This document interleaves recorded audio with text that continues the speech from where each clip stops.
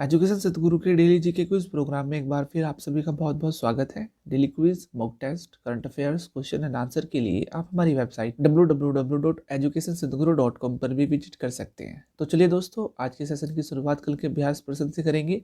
कल हमने आपसे अभ्यास प्रश्न में पूछा था कि निम्नलिखित में से कौन सा राज्य सब्जियों के लिए न्यूनतम समर्थन मूल्य तय करने वाला भारत का पहला राज्य बना है। Option A Kerala, B Maharashtra, C Gujarat या फिर डी ओडिशा। इस प्रश्न का सही आंसर है ऑप्शन ए यानी केरल। हाल ही में केरल सरकार ने सब्जियों के लिए न्यूनतम मूल्य तय करने का फैसला लिया है। आपको बता दें कि इसी के साथ ही केरल सब्जियों के लिए न्यूनतम समर्थन मूल्य यानी एमएसपी तय करने वाला भारत का पहला राज्य बन गया है। मैं आपको बता देते हैं कि सब्जियों का यह न्यूनतम आधार मूल्य उनकी उत्पादन लागत से 20% अधिक होगा। चलिए आज का अपना पहला प्रश्न भी देख लेते हैं कि निम्नलिखित में से किस राज्य सरकार ने भूमि और संपत्ति पंजीकरण के लिए धरणी पोर्टल लॉन्च किया है। Option A Andhra Pradesh, B Telangana, C Uttar Pradesh या फिर डी कर्नाटक। इस प्रश्न का सही आंसर है ऑप्शन बी यानी तेलंगाना। हाल ही में तेलंगाना के मुख्यमंत्री के चंद्रशेखर राव ने भूमि के सभी रिकॉर्ड वाले एकल मंच धरणी ऑनलाइन पोर्टल का शुभारंभ किया है। इस पोर्टल के शुरू होने से राज्य प्रशासन द्वारा राजस्व प्रशासन में महत्वपूर्ण सुधार लाने के लिए विधेयक पारित होने के बाद निलंबित की गई पंजीकरण सेवाएं फिर से शुरू हो रही है। चलिए इसी के साथ अपना अगला प्रश्न भी देख लेते हैं कि हाल ही में किस संगठन ने स्वदेशी मैसेजिंग ऐप यानी secure application for internet Sai को लॉन्च किया है। ऑप्शन ए इसरो, बी भारतीय सेना, सी रॉ या फिर डी एनडीआरएफ।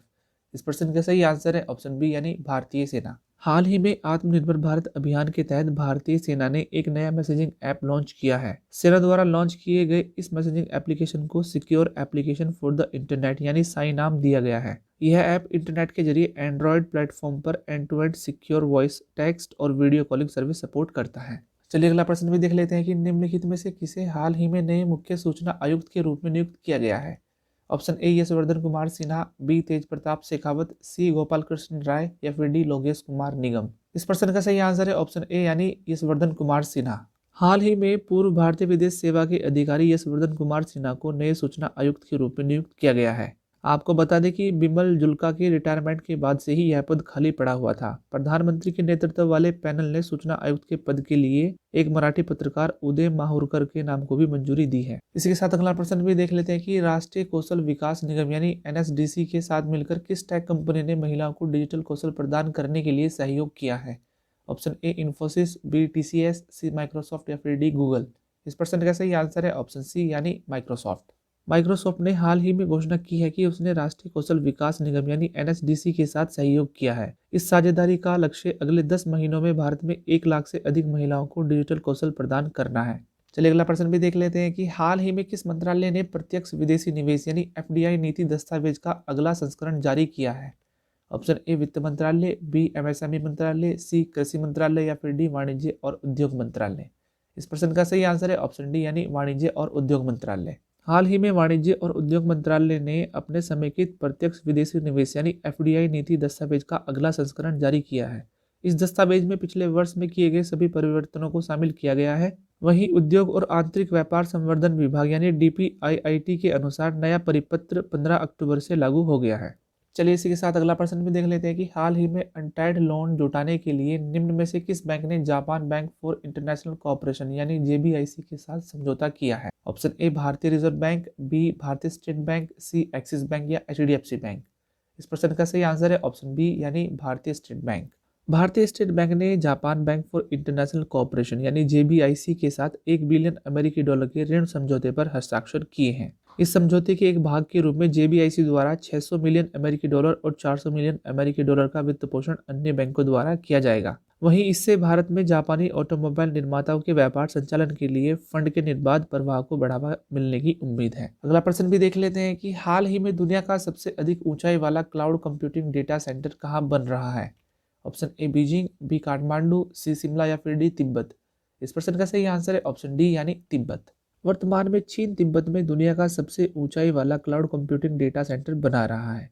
यह डेटा सेंटर चीन और अन्य दक्षिण एशियाई देशों जैसे नेपाल, बांग्लादेश, पाकिस्तान की डेटा भंडारण जरूरतों को पूरा करेगा। चलिए अगला प्रश्न भी देख लेते हैं कि हाल ही में भारत ने किस राष्ट्र की सशस्त्र सेना से 11,000 कोल्ड वेदर क्लॉथिंग सिस्टम खरीदे हैं। ऑप्शन ए इजराइल, बी रूस, सी फ्रांस या फिर डी अमेरिका। इस प्रश्न का सही आंसर है ऑप्शन डी यानी अमेरिका। हाल ही में भारत ने लद्दाख में वास्तविक नियंत्रण रेखा यानी एलएसी के साथ लगे फ्रंट क्षेत्रों में तैनात अपने सैनिकों के लिए संयुक्त राज्य अमेरिका से accidental cold weather clothing system यानी ECWCS के 11,000 सेट खरीदे हैं, जिसका उद्देश्य बर्फीले क्षेत्रों में भारतीय सैनिकों को कठोर मौसम से सुरक्षित करना है। चलिए अगला प्रश्न भी देख लेते हैं कि आगामी 7 नवंबर को इसरो द्वारा किस उपग्रह का प्रक्षेपण किया जाएगा। Option A nova 3, B EOS-1, C Osiris या फिर डी PVS-2।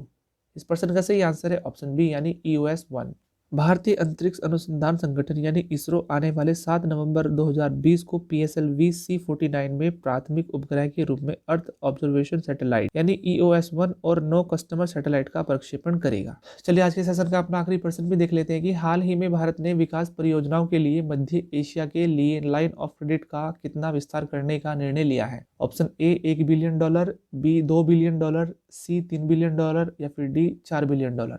इस प्रश्न का सही आंसर है ऑप्शन ए यानी $1 बिलियन। हाल ही में भारत ने बीते 28 अक्टूबर को मध्य एशियाई देशों में विकास परियोजनाओं के लिए $1 बिलियन अमेरिकी मूल्य की ऋण व्यवस्था यानी एडिशनल लाइन ऑफ क्रेडिट की घोषणा की है, जिसका उद्देश्य इन क्षेत्रों में विकास को बढ़ावा देना है।